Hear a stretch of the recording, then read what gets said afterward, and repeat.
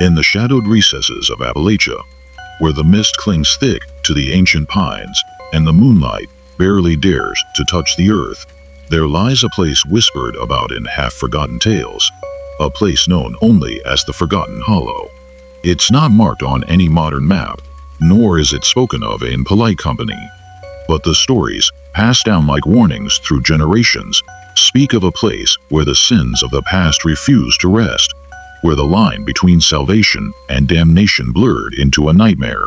Our story begins in the waning days of the Civil War, 1865, when a fractured nation sought to rebuild itself from the ashes of conflict. It was then that the Harrow family arrived in eastern Kentucky, bearing promises of redemption and salvation under the banner of faith and progress. The Harrows opened the gates of Hollow Crest, a sprawling estate converted into a sanctuary for the lost children, orphans, runaways, those deemed morally fractured by a society desperate for order. At first, Hollow Crest was a beacon of hope, a refuge where the destitute might find shelter, where broken souls might be mended.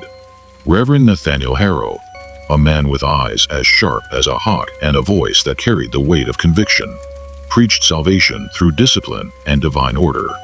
His wife, Miriam, a quiet woman whose smile rarely reached her eyes, managed the estate with an iron will masked by genteel hospitality.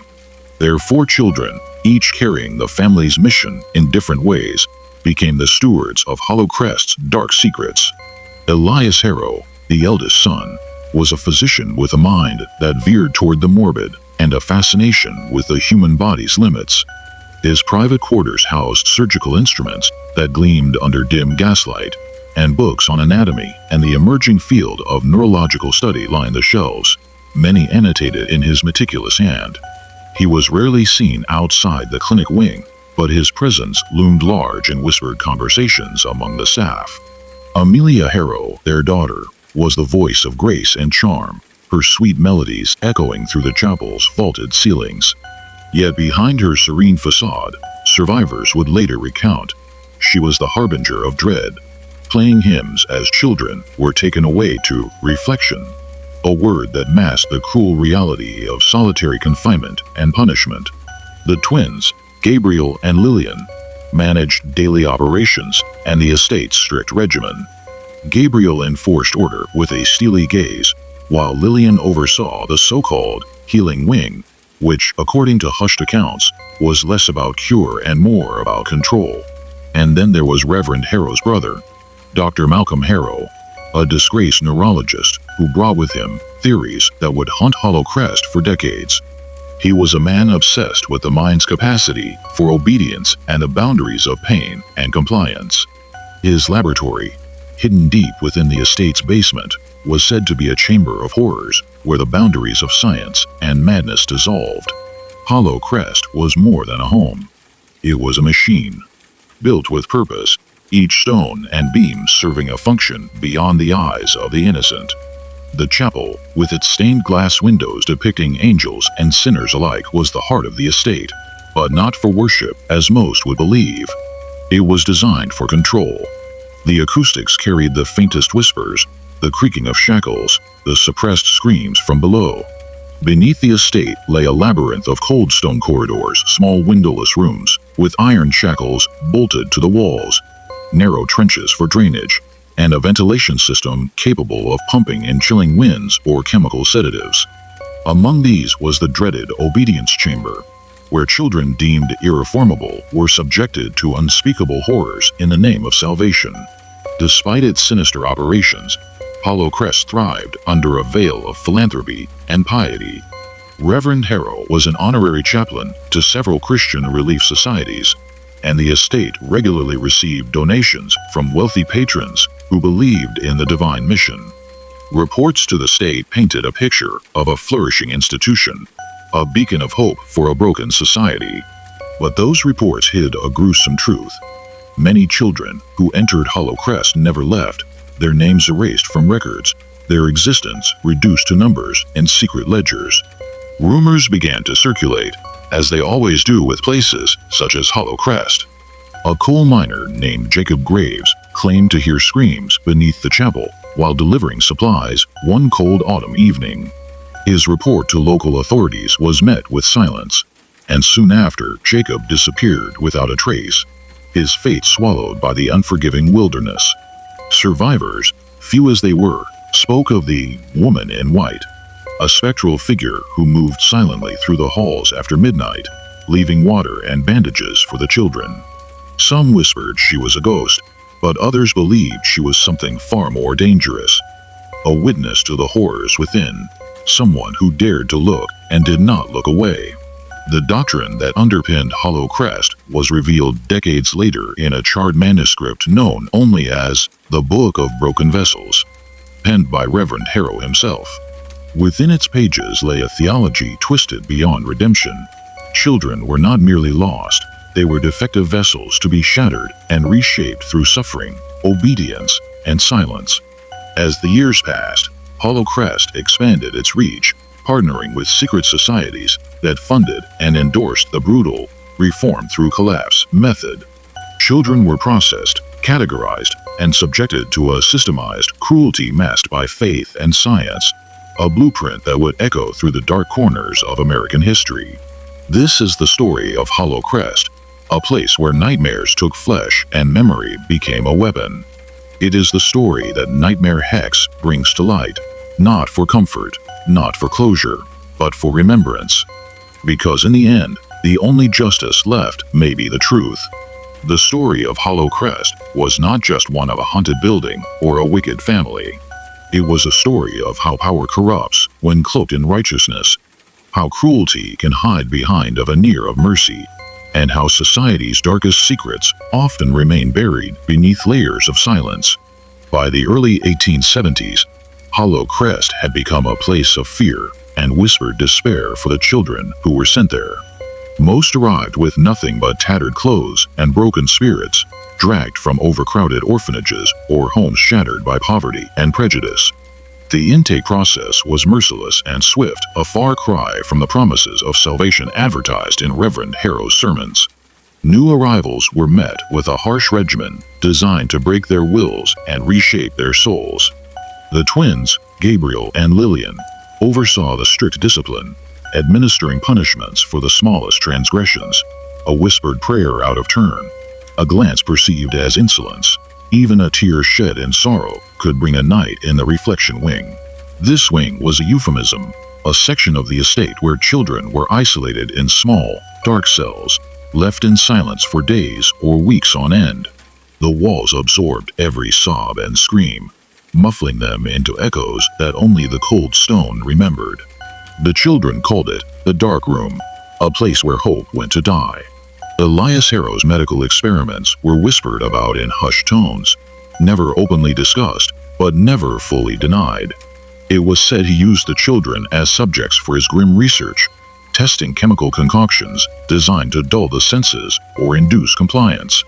One name that haunted survivors was Mercy's Draft, an opium tincture laced with poisons that blurred the line between sedation and torture.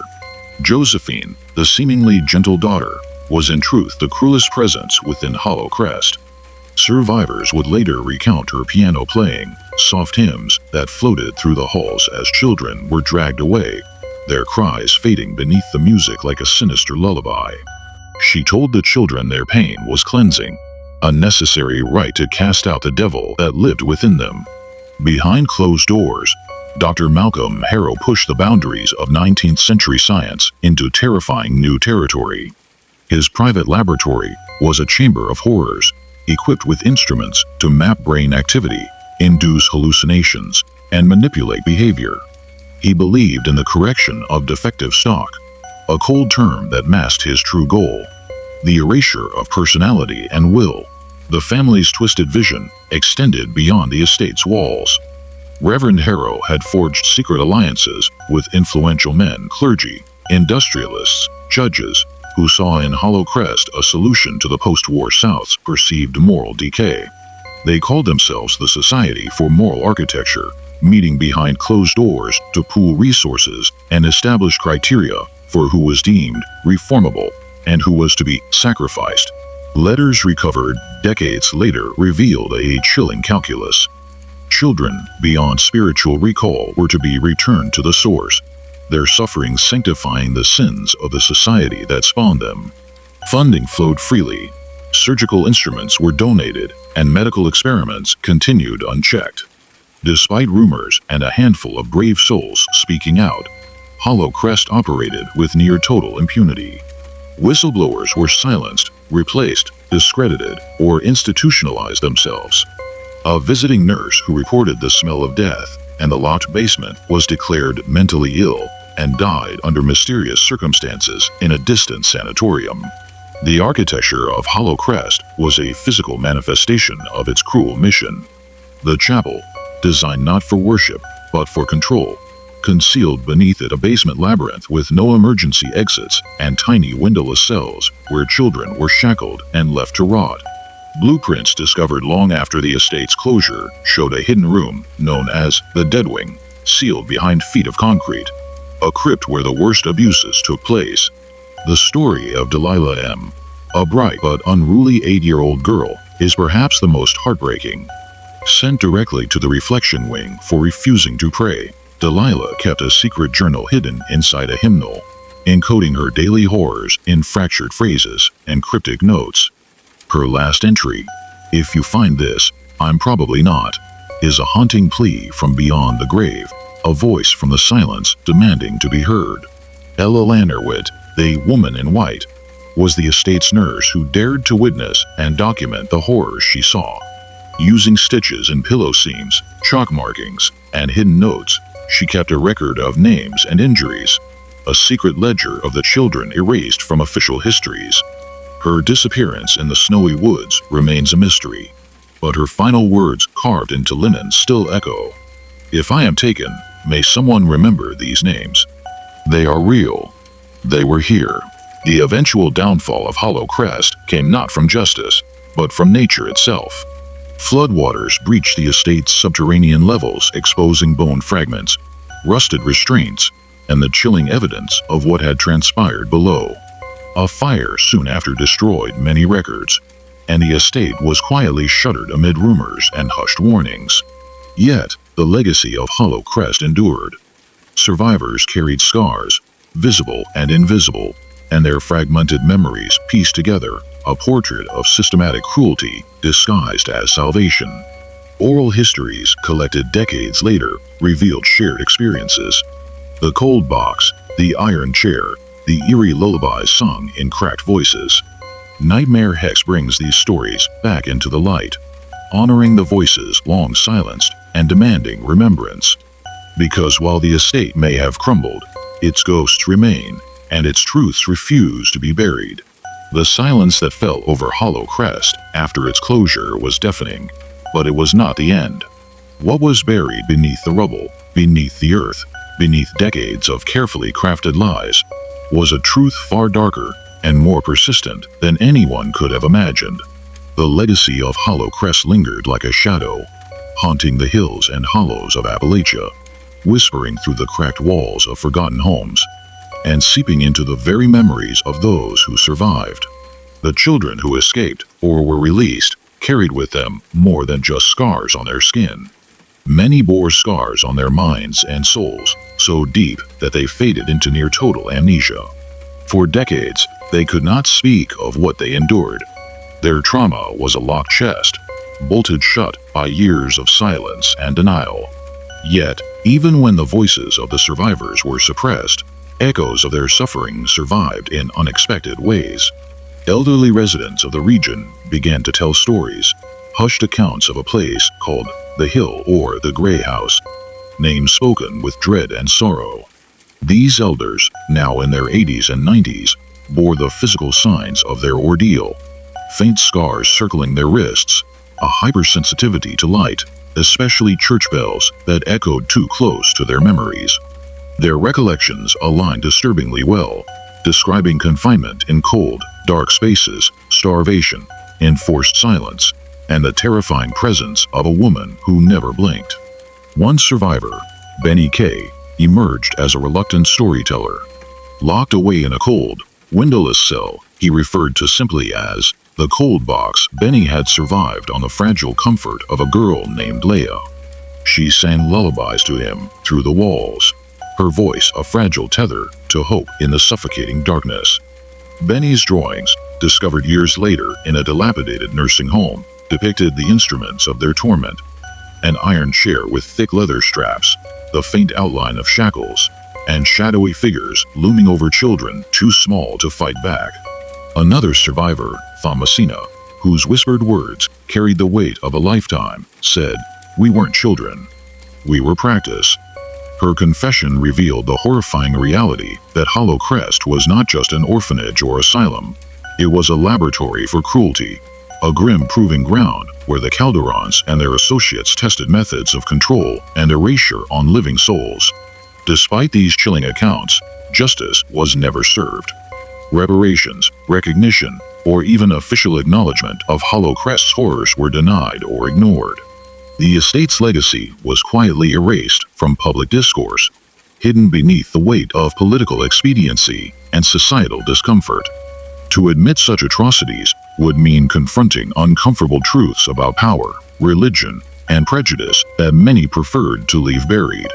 But stories have a stubborn resilience. They survive in lullabies sung in cracked voices long after the music has faded. They live in names stitched in blood-red thread into the seams of worn linens, hidden away in forgotten corners. These fragments of history, pieced together by relentless researchers and courageous witnesses, demand to be remembered. Alexis Brandt, a young social worker in the 1970s, became one of the first to give voice to these survivors. While compiling oral histories of Appalachian elders for the University of Kentucky, she stumbled upon stories that no one wanted to hear. Her efforts to publish these accounts were met with resistance, and mainstream media outlets refused to touch her research. Yet, she persisted, preserving the fractured memories of Hollow Crest's forgotten children in a private archive. Her reflections continue to haunt us. They didn't just silence children. They taught them to forget. But memory is a kind of ghost too, and ghosts don't stay quiet forever. The final piece of the puzzle came to light in 2022 during a restoration project at the Hollow Crest ruins. Workers discovered a rusted metal box hidden behind a false support column, sealed away for over a century. Inside was a treasure trove of grim evidence. A broken pen, a tarnished locket containing 2 children's teeth, and a bundle of scorched pages written in a tight, trembling hand. These were the last words of Eleanor Wit, the woman who dared to bear witness. Her journal, dated from October to December of 1885, revealed not only the cruelty she observed, but her desperate struggle to hold on to humanity in a place designed to crush it. She wrote of lost children, chemical tortures, and the unbearable silence enforced by those who claimed to save souls. Her entries made clear that the children were not broken or defective, but forcibly made into silence, piece by piece. "They are not defective, they are not broken," she wrote. "They were made into silence piece by piece." And silence is the easiest lie to believe. Today, as we piece together the fragments of Hollow Crest's dark past, the question remains: what will we do with this knowledge? Will we turn away once more, dismissing the stories as folklore or unprovable history? Or will we honor the memories of those lost children by telling their stories, preserving their names, and confronting the uncomfortable truths they embody? Because sometimes the only justice left is memory. The story of Hollow Crest did not end with its collapse or the silencing of its survivors. In fact, it was only the beginning of a legacy that would ripple across generations, hidden in plain sight, yet impossible to fully erase. After the asylum's doors were shuttered, the land was sold to a local coal syndicate. The physical structure, once a sprawling complex of stone and shadow, was left to rot under the relentless Appalachian weather. Vines crept over cracked walls, and the forest reclaimed what was once a place of suffering and silence. But beneath the earth, secrets remained buried, and some things refused to stay hidden. Through the mid-20th century, sporadic investigations attempted to uncover the truth, but each inquiry was met with resistance, obfuscation, and often outright hostility. Local officials brushed off rumors as folklore, while descendants of those connected to the asylum dismissed allegations as slander. Newspapers that dared to print the truth faced rapid closures or ownership changes. The very fabric of the community seemed woven with a pact of silence. But whispers persisted. Survivors' stories found their way into quiet conversations over late-night fires and church basements. Some spoke of eerie lullabies carried on the wind, others of strange lights flickering from the ruins after dark. A few elders bore marks, scars, and tattoos, telltale signs of the cruel reform practices. One recurring figure in these stories was Mercy Calderon, the daughter who oversaw the reflection wing, where many of the most resistant children were sent. Mercy's name was synonymous with dread, a shadow looming over any mention of Hollow Crest. Unlike her siblings, Mercy vanished from public records after the asylum's closure. Some say she fled the region. Others whisper darker theories about her fate. What we do know is that Mercy was more than a mere disciplinarian. She conducted chemical experiments, testing sedatives laced with toxic compounds designed to induce compliance through hallucination and organ failure. These tests were cruel, calculated, and justified by a warped theology that considered suffering a path to salvation. Eleanor Wit, the nurse who dared to defy the Calderons, documented these atrocities in secret. Using hospital linens, pillow seams, and chalk hidden inside laundry bins, she stitched and scrawled names, injuries, and coded warnings. Her hidden satchel contained the names of at least 22 children who disappeared without trace. Eleanor herself became a victim of this merciless machine. Official records claim she wandered off during a snowstorm in 1885 and was never seen again. But staff logs revealed she was working long after her supposed disappearance, suggesting a far more sinister fate. Her final journal entries reflect a woman torn between hope and despair, striving to save what little innocence remained. The horrors of Hollow Crest extended beyond the asylum's walls. The Calderons forged alliances with powerful men, judges, doctors, clergy, forming the Society for Moral Architecture, an underground network dedicated to the correction of society's defective stock. Funded by wealthy patrons who believed they were restoring order to a fractured post-war South, this society replicated the asylum's methods in orphanages, reform schools, and poorhouses across the country. Documents leaked decades later revealed a cold, clinical approach to human suffering.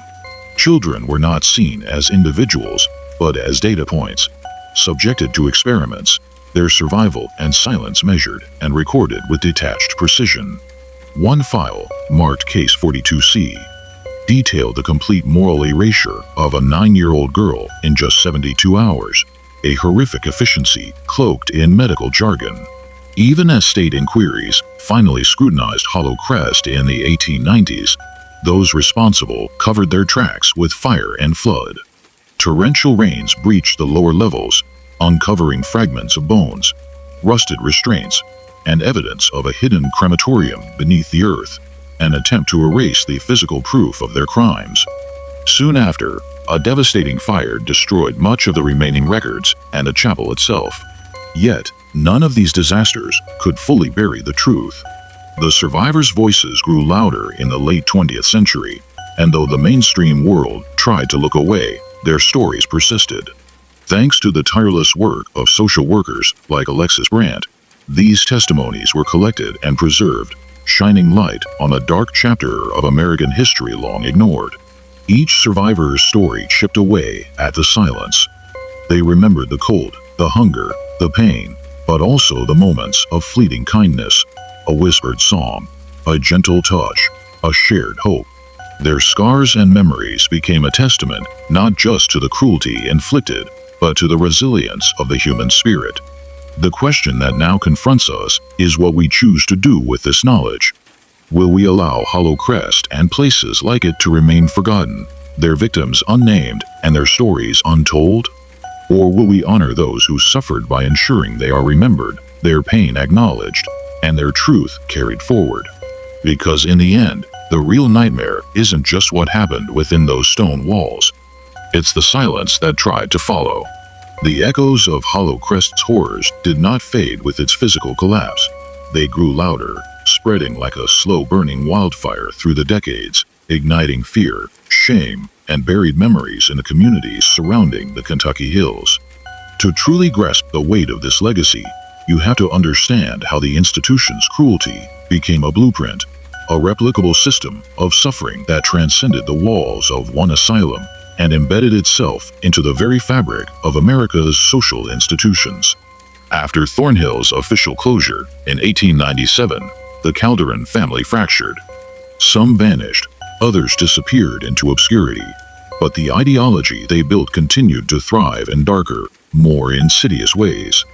The Society for Moral Architecture, the secretive cabal of influential men and women who funded and rationalized the atrocities, pivoted their approach. No longer operating overtly, they embedded their doctrines within reform schools, orphanages, and poorhouses across the southern and midwestern states. These institutions were designed to strip away identity and humanity under the guise of salvation.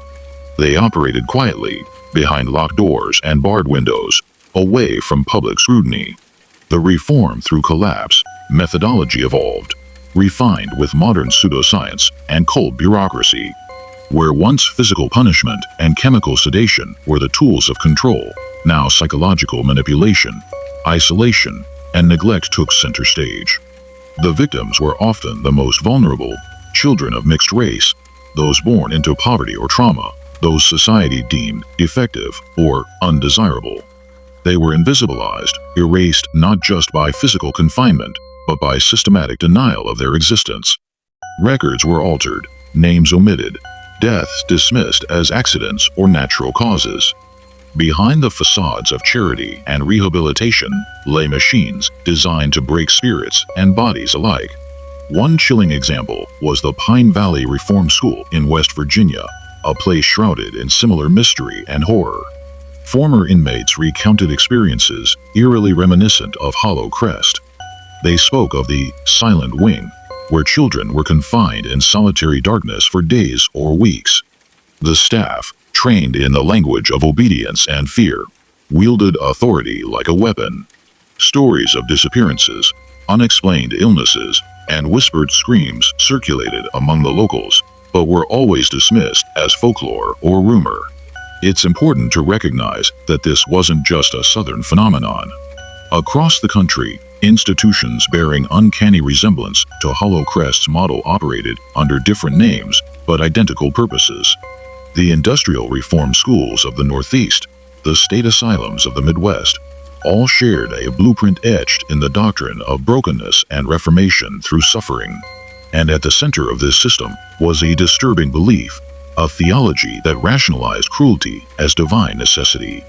The same twisted logic that Silas Calderon preached in the dusty Kentucky hills echoed through boardrooms and courtrooms nationwide. It argued that certain children were not just broken, but inherently sinful, their pain a necessary sacrifice for societal purification. To this day, the descendants of those children carry the scars of those beliefs. They bear physical marks, psychological trauma, and the haunting silence imposed on them by generations of denial. Their stories, though rarely told in full, are a testament to survival against overwhelming odds. In recent years, activists and historians have begun piecing together these scattered narratives, uncovering the vast network of forgotten institutions and the families forever marked by them. Oral histories, archival research, and forensic investigations have revealed patterns of abuse, neglect, and systemic erasure that demand recognition. One such researcher is Dr. Alexis Brandt, whose work uncovered dozens of survivors who defied the odds to tell their stories. Their testimonies speak of unrelenting darkness, but also moments of quiet courage, of friendships forged in secret, songs sung to soothe trembling hearts, and a steadfast refusal to let memory be stolen. Brandt's archive includes poignant accounts like that of Benny Kay, who recalled being locked in a cold, red-lit box where silence was enforced with threats and physical pain. He spoke of a girl named Leah who sang to him through the wall, a lifeline of humanity in the abyss. Another survivor, Sister Thomasina, described her time as practice, a cruel preparation for a life in shadows. The ongoing challenge is ensuring these voices are heard and not swallowed once again by institutional silence. Many survivors have faced stigma, disbelief, and isolation when sharing their experiences. Reparations and formal recognition remain elusive, overshadowed by legal battles and political inertia. Yet, the truth persists, carried by the echoes of lullabies sung long ago, by names stitched in blood-red thread, by the scars etched not just on skin, but on collective memory. The story of Hollow Crest and the network it inspired is not just a history of cruelty. It is a call to confront uncomfortable truths about justice, memory, and healing. Because when we speak the names of the forgotten, Delilah, Eleanor, Ruth, Annelle, Marion, Leah, we reclaim their humanity and challenge the silence that sought to erase them. So now, as you listen to this tale, ask yourself, what will you do with this knowledge? Will you turn away, or will you become a witness? Because sometimes the most powerful act is simply to remember. The shadow of Hollow Crest did not simply disappear with the closure of the asylum or the crumbling of its stone walls. Instead, it seeped deeper into the collective conscience of the region, embedding itself in whispered stories passed between generations, in the quiet terror that settled in the eyes of those who remembered too much and spoke too little. The network of institutions inspired by Hollow Crest's grim design operated for decades, often hidden in plain sight. These were places where children, often labeled morally defective, unruly, or simply unwanted, were subjected to relentless control through fear, isolation, and physical and psychological torment. In the late 19th and early 20th centuries, reformers and social scientists began to study juvenile delinquency and mental health, but many of their theories were tainted by these same prejudices that justified Hollow Crest. The language of defectiveness and moral failure permeated policy, and asylums and reform schools became laboratories for experimentation in control and correction. Behind closed doors, children were forced to live in environments designed to erase their identities. The methods were cruel and systematic. Prolonged solitary confinement in windowless cells, forced labor far beyond their years, starvation diets, and chemical sedation using substances like opium tinctures laced with poisons to suppress resistance and induce compliance. Survivors described these experiences in fragmented memories, sensory details that haunted their dreams and waking moments. The coldness of the stone walls, the metallic taste of blood from broken teeth or self-inflicted wounds, the unbearable silence punctuated only by the cries of others. One such survivor, Benny Kay, spoke of the cold box, a cell so freezing that children lost all sensation in their limbs. He remembered red lights, the sting of cold air on bare skin, and the iron chair with leather straps where punishments were administered. Benny's testimony was one of many that detailed the psychological warfare waged on children to break their wills. These stories were often dismissed as exaggerations or forgotten in the tide of time. But as archives were slowly unearthed, a darker truth emerged. These were not isolated incidents, but components of a broader, coordinated system. The Society for Moral Architecture continued its covert influence well into the 20th century. Although its name faded from records, its members remained embedded in positions of power within social services, law enforcement, and government institutions. Their philosophy, that pain was necessary to cleanse and reform the defective youth, was reflected in the policies and practices that shaped juvenile justice and mental health care for generations. Meanwhile, survivors struggled with the lasting effects of their trauma. Many bore physical scars, cicatrices on wrists from restraints, deformed limbs from forced labor, and chronic illnesses stemming from malnutrition and chemical poisoning. Equally devastating were the psychological wounds. Memory loss, dissociation, anxiety, depression, and the pervasive fear that authority would always be a threat. Efforts to expose the truth faced significant resistance. Local authorities often suppressed investigations, labeling concerned whistleblowers as delusional or troublemakers. Journalists who dared to investigate encountered threats, disappearances, and the destruction of evidence. The Lexington Evening Standard's expose in 1924 was shuttered quickly, and its author vanished without a trace. Despite these obstacles, a new generation of historians, social workers, and advocates have taken up the mantle. Dr. Alexis Brandt's work, compiling oral histories from Appalachian elders, is one such beacon. Through painstaking interviews and careful documentation, Brandt has illuminated stories long buried beneath layers of denial. Her archive contains haunting lullabies sung by survivors, like the one Marion H. shared, a slow, rhythmless chant warning of silence and angels crying. These songs were more than mere melodies. They were coded messages of resistance and survival, passed in secret to preserve identity in places designed to erase it. Through these voices, we learn that Hollow Crest and its counterparts were more than institutions. They were ecosystems of control that thrived on secrecy, fear, and societal indifference. They relied on the complicity of many, from local officials who ignored complaints, to families too afraid or ashamed to speak, to entire communities that turned a blind eye. This complicity speaks to a broader cultural failure, one that reverberates even today. The legacy of places like Hollow Crest reminds us of how easily humanity can be sacrificed in the name of order, and how critical it is to remain vigilant against systems that dehumanize and silence. It also raises urgent questions about justice and healing. How do societies reckon with atrocities that were hidden for generations? What responsibility do we bear towards survivors and their descendants? How can memory serve as a tool for transformation rather than simply a source of pain? These questions remain largely unanswered, but the process of uncovering and sharing these stories is a crucial step. Remembering Delilah, Eleanor, Ruth, Annelle, Marion, Leah, and countless others whose names have been lost is not just an act of compassion. It is a form of resistance against erasure. As you hear these stories unfold on Nightmare Hex, know that you become part of this act of remembrance.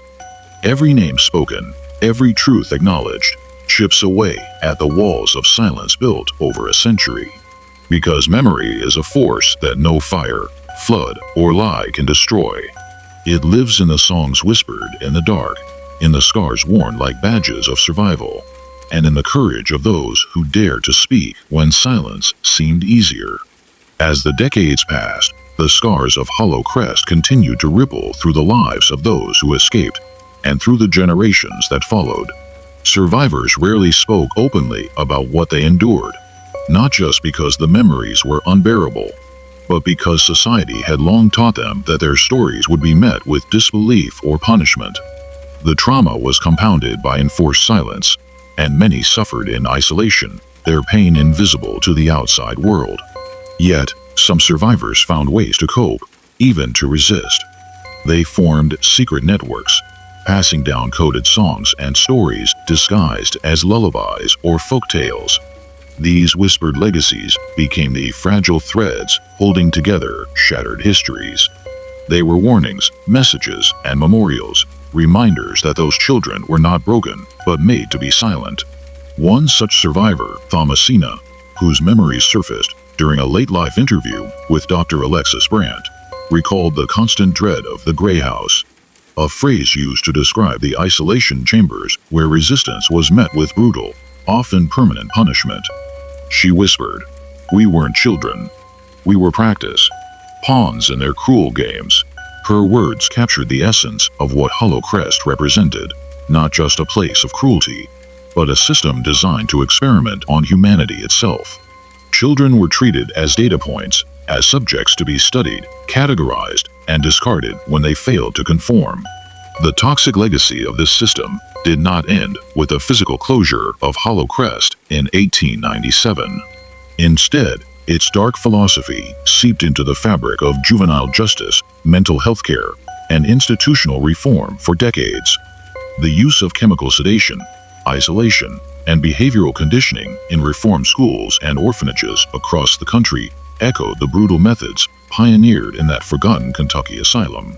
The Society for Moral Architecture, though officially dissolved, maintained its influence under different guises. Its ideology, rooted in rigid control and a belief in the inherent moral defects of certain populations, was woven into policies that targeted the most vulnerable: children of color, children with disabilities, or those born into poverty and social stigma. This systemic cruelty was often cloaked in the language of science and progress.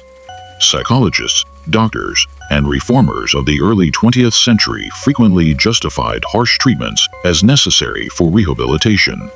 Yet, the real goal was conformity, shaping children into compliant citizens, erasing individuality and resistance. Efforts to expose these abuses met fierce opposition. Whistleblowers were discredited, documents were destroyed, and survivors were silenced through institutionalization or social ostracism.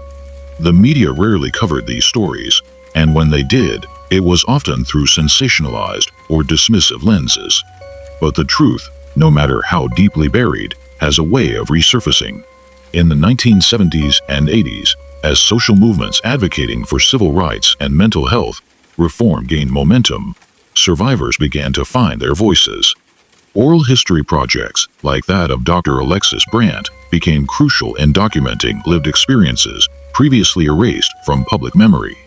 These testimonies revealed a haunting portrait of life inside Hollow Crest and its imitators, stories of children locked in cold, dark cells for days on end, subjected to torturous treatments designed to erase their sense of self. They spoke of the ceaseless fear, the loss of time, and the desperate clinging to fragments of humanity amidst overwhelming dehumanization. One survivor, Benny K., described the cold box in chilling detail: a windowless chamber where the temperature was kept so low that children lost sensation in their fingers and toes. He recalled the red lights that glowed faintly, the iron restraints that cut into skin, and the crushing loneliness. The psychological impact was profound. Many survivors experienced memory loss, dissociation, and anxiety so severe they could barely function in later life. These were not isolated cases of childhood trauma, but enduring conditions directly linked to the systemic abuse they endured. Despite the immense challenges, some survivors channeled their pain into advocacy. They pushed for investigations, reparations, and recognition. But institutional inertia and denial proved formidable barriers. This ongoing struggle reflects a larger truth. Confronting the legacy of places like Hollow Crest forces society to face uncomfortable realities about its past and present treatment of marginalized populations. It challenges us to ask difficult questions about justice, accountability, and the true meaning of compassion. For many, healing begins with acknowledgement, recognizing that these children were not defective or broken, but victims of a cruel system built on fear and prejudice. It also means ensuring that current systems do not repeat the mistakes of the past. The echoes of Hollow Crest warn us of the dangers of unchecked authority, of treating individuals as problems to be solved rather than human beings deserving of dignity and care. As Nightmare Hex brings these stories into the light, it invites you to reflect on the power of memory and the necessity of bearing witness. To speak the names Delilah, Eleanor, Ruth, Annelle, Marion, Leah, and to honor their courage. Because stories like these are not just history, they are warnings and calls to action. They remind us that silence can be deadly, that pain unacknowledged festers, and that truth is a weapon against cruelty. And they compel us to ask, what legacy will we leave behind? The story of Hollow Crest did not end with its closure, its ruins, or even the silence forced upon its survivors. Instead, its legacy became a haunting echo, whispered in forgotten corners and carried in the bodies and memories of those who lived through its horrors. In the years following the asylum's collapse, society largely chose to look away. Families tried to forget, communities buried their shame, and history books barely mentioned the place. But beneath the surface, the trauma persisted like an unseen wound, unhealed, unacknowledged, but always present. It was only decades later that renewed efforts to confront this dark chapter began to emerge. Advocates, historians, and descendants of survivors pushed for recognition and justice. Small groups formed, determined to uncover the full extent of what happened within Hollow Crest's walls, and to honor the children who never had a voice. One of the most pivotal breakthroughs came in the early 2000s with the discovery of Eleanor Wit's hidden journal. Found during stabilization work on the crumbling East Wing, this fragile collection of pages revealed not only detailed accounts of cruelty, but a soul's desperate attempt to bear witness. Her final words, "Please to remember the children, to see them as human, to never let their suffering be erased," became a rallying cry for those seeking truth. The journal, housed under strict protection in the Kentucky State Archives, remains one of the few concrete links to the asylum's grim reality. Requests to view it are rare and heavily controlled, a reflection of how much power institutions still hold over memory and narrative. Alongside this, oral histories collected by social workers like Alexis Brandt have preserved voices that would otherwise have been lost. These testimonies paint a vivid, heartbreaking picture of life inside Hollow Crest, the cold, the hunger, the pain, and the unyielding hope for freedom. They remind us that behind every statistic was a child with a name, a story, a soul. But even as these pieces come to light, the wounds run deep. Many survivors and their families continue to suffer from the physical and psychological damage inflicted by years of abuse and neglect. Mental health crises, broken relationships, and social stigma are ongoing legacies. Efforts to secure reparations and formal apologies have faced significant resistance. Governments and institutions often deny responsibility or argue that too much time has passed. Legal battles drag on, and many survivors pass away before justice can be served. This resistance to accountability is part of a broader pattern: the uncomfortable truth that societies often protect their image at the expense of vulnerable populations.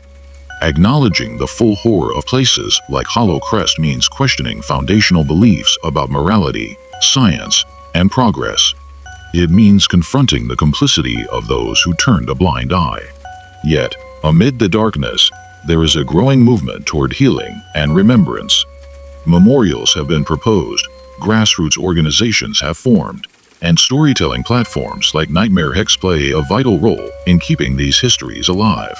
By sharing these narratives, we ensure that the children of Hollow Crest are not forgotten, that their suffering is not dismissed, and that their resilience inspires change. Remembering Hollow Crest is more than an act of historical documentation. It is a commitment to justice. It challenges us to build systems rooted in empathy, transparency, and respect for human dignity. It calls on us to listen to the silenced, to uplift the marginalized, and to guard against the forces that would dehumanize others. As you listen to this story, consider what it means to be a witness, not just to past horrors, but to the present realities that echo them. Reflect on how easily cruelty can be disguised as care, how power can corrupt compassion, and how silence often serves injustice.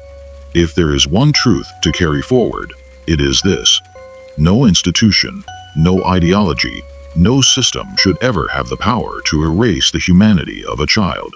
So tell these stories. Speak the names aloud.